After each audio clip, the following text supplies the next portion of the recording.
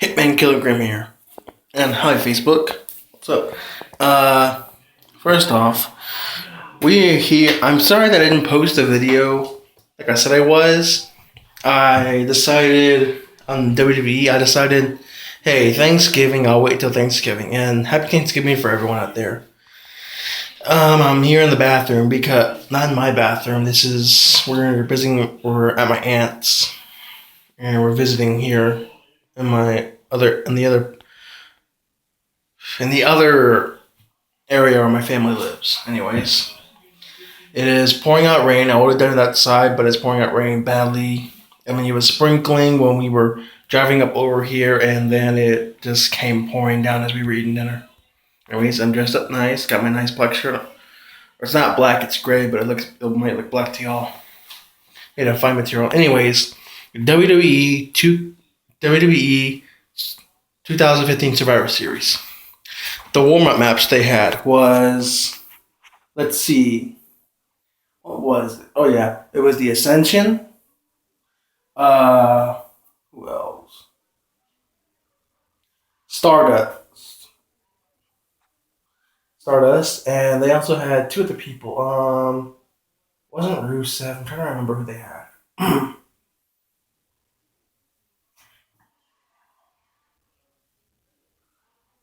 They had The Miz, and they had. I can't remember who they had. It was the warm-up match. On the other team, they had Neville, the Usos. I forgot who else they had too. Well, guess who made a surprising comeback?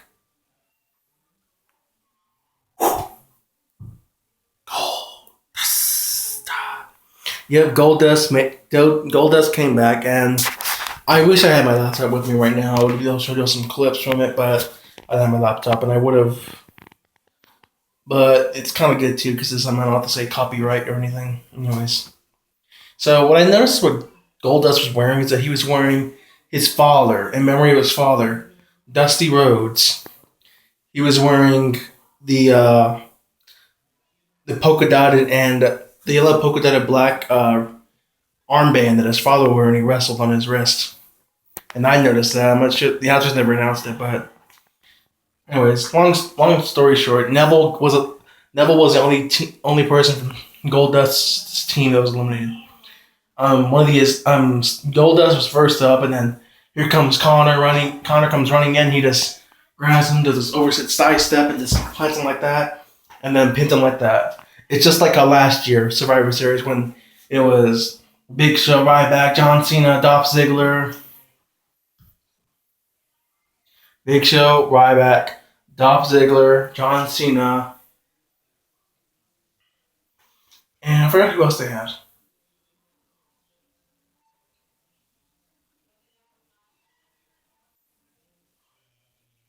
I think they had Neville.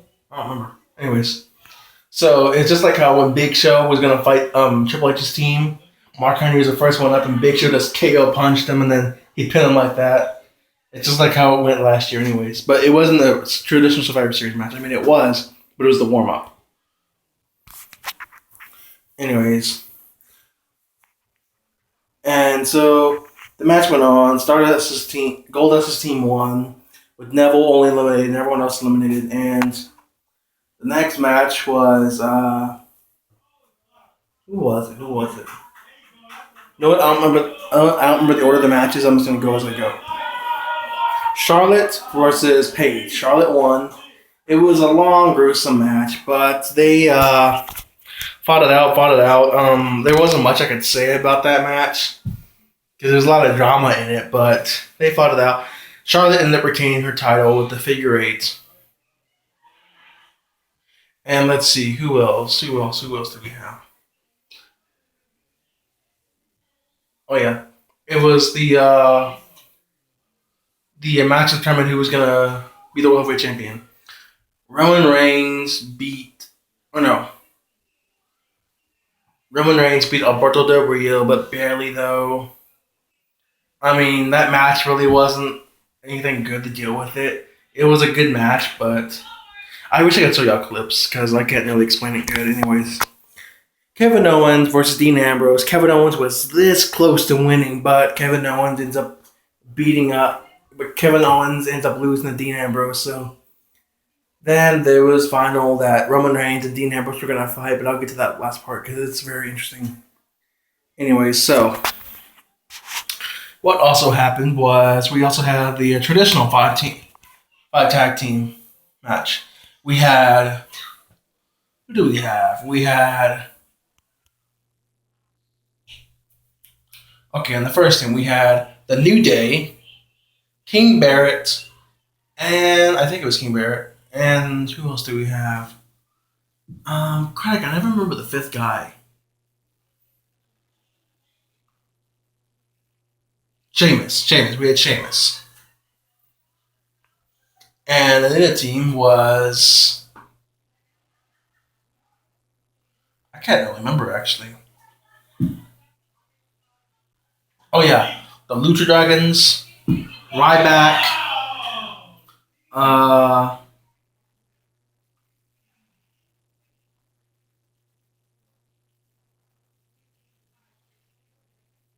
I can't remember. I mean, it was I should have probably recorded it anyways. Needless to say that the team. I'm sorry, I'm supposed to be giving out reviews, but I can't remember the matches though because I think it's because of me being with my family. I'm doing a lot of catching up. Anyway, so the match was kind of long. I mean, one point Sheamus was beating down everyone, and then what happened was the New Day, one of their members got. I think it was Xavier Woods who got injured, and then Bad News Bear was eliminated. I think it was Bad News Bear who was with him. And then Kofi Kingston was eliminated. Yeah, it was Bad News Bear. Yeah, it was. Kofi Kingston was eliminated. And I don't think anyone else was eliminated. I don't think anyone was eliminated from the other team. Anyways, Kofi, Bad News Bear was eliminated. Then Neville, no, not Neville. Xavier Woods, I think he got injured and eliminated. So the New Day came in and took him backstage, and there's Sheamus. He's looking like, oh my god, no, I gotta fight all these guys. No, I don't want to fight them. No, I have no one. He's talking about the ref's like, get out of I have no one. I have no one. I have one, and they're five. I got no one. He ended up fighting, and Ryback ended up pinning him and all that. So then the next match was they didn't have a tag team match, which was stupid. But they had the five tag team. Anyways, next match was, or not the next match. Another match was Dolph Ziggler versus Tyler Breeze. Anyways, I don't care for Tyler Breeze. This rivalry's been going on ever since the Summer Rain, Rusev breakup and stuff like that. Lana is having surgery. Tyson Kidd and Cesaro. Tyson Kidd's getting surgery, and I think Cesaro is too. The reason they had a tournament is because. Oh no, let me finish talking about the other match. It was going back and forth. Tyler, the face shot, Dolph Ziggler, zigzag, multiples, and then sadly though, Tyler won the match. People were pissed. Anyway, so people were pissed that Kevin Owens lost his match against Dean Ambrose. Anyways, so the last match. Here's how the tournament started. Seth Rollins injured his leg in London when they were fighting in London against Kane, and that's why they had the tournament because he was going to be out 6 to 9 months, and so 6 to 9 months. So he had to give up his championship belt, and that's why they had the tournament. Triple H at one point came out and said, "We're gonna have a tournament." There comes Roman Reigns. Says, "You can be in the tournament automatically if you join me. Just shake my hand and that's it." He says no, and they says, "Okay, fine, but for the your tournament, you got to win your match, and that starts now." And then here comes the big show. Yes, you can tell I'm in a different room because I had to. People are gonna use the bathroom anyways. So.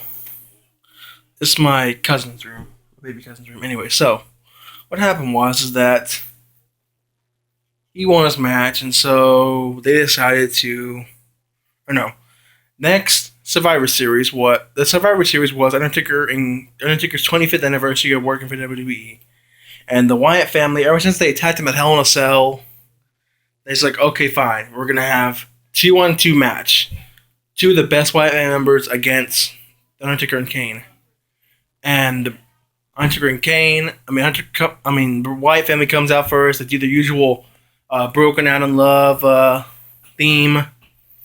And then here comes Kane, does his usual demon thing. And then Undertaker's. I wish I really had a recording of it. You hear the bells multiple times. And then you see these pits of fire. They're like statues all the way up. And then you see a bowl. And that bowl is fire. They're lighting up.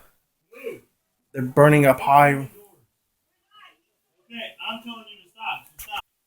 Sorry about the noise in the other room. It's complicated anyway. So, fire coming out of the pits, and after that, you see a door type thing. I thought it was a door at first, but it was actually a coffin.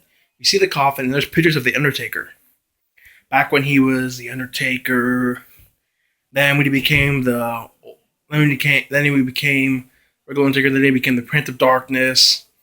Then the Lord of Darkness, and then he was with. Then there was the Ministry of Darkness theme. Then there was the American Badass theme. And then there was regular Undertaker theme. And then here he is coming out. He walks out. Everyone's loving it. Fire blowing in the sky. Pictures going through. It was awesome.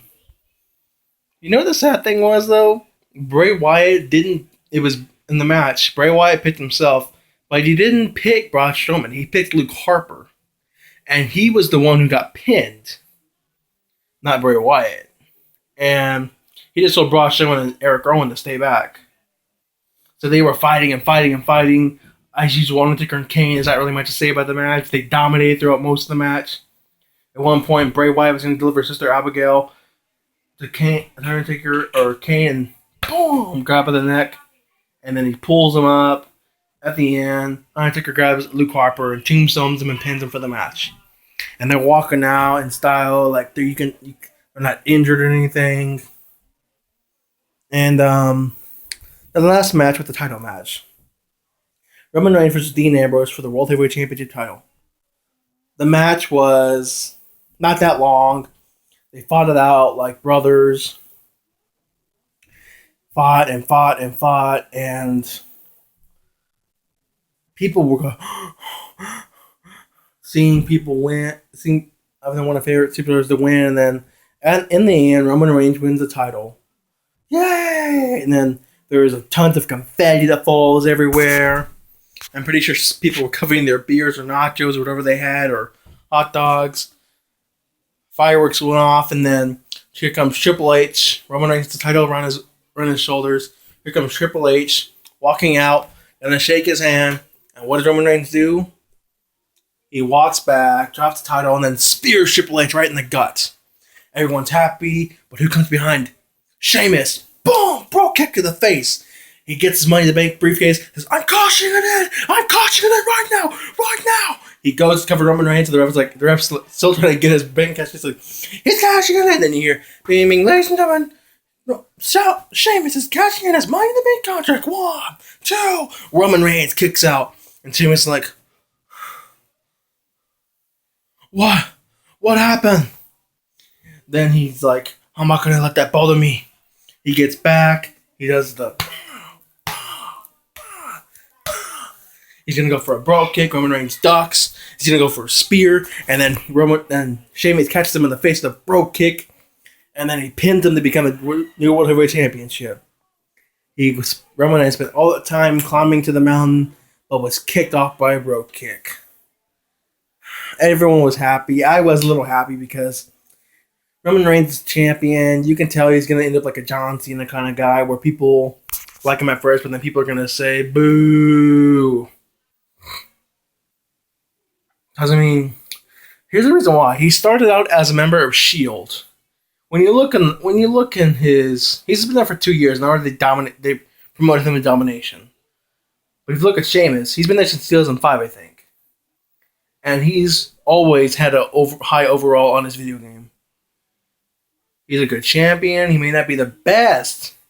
He became 5-time world heavyweight champion.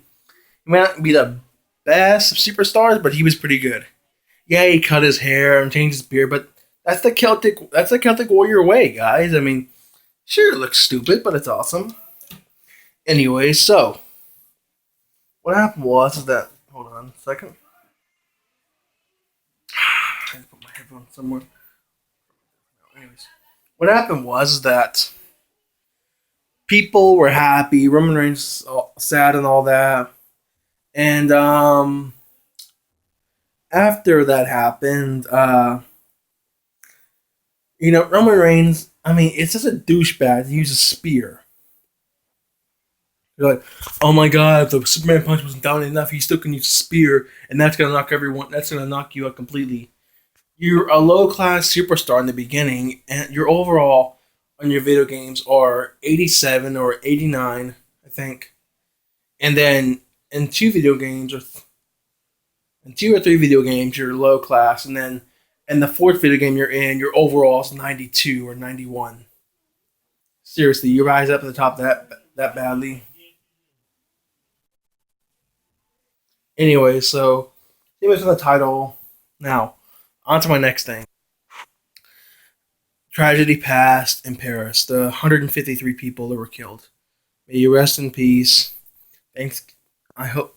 I hope you can see your families enjoying Thanksgiving. You're all in. You're people who died that night. You're in all your family's hearts. They love you, and there's nothing that could change that. Next order.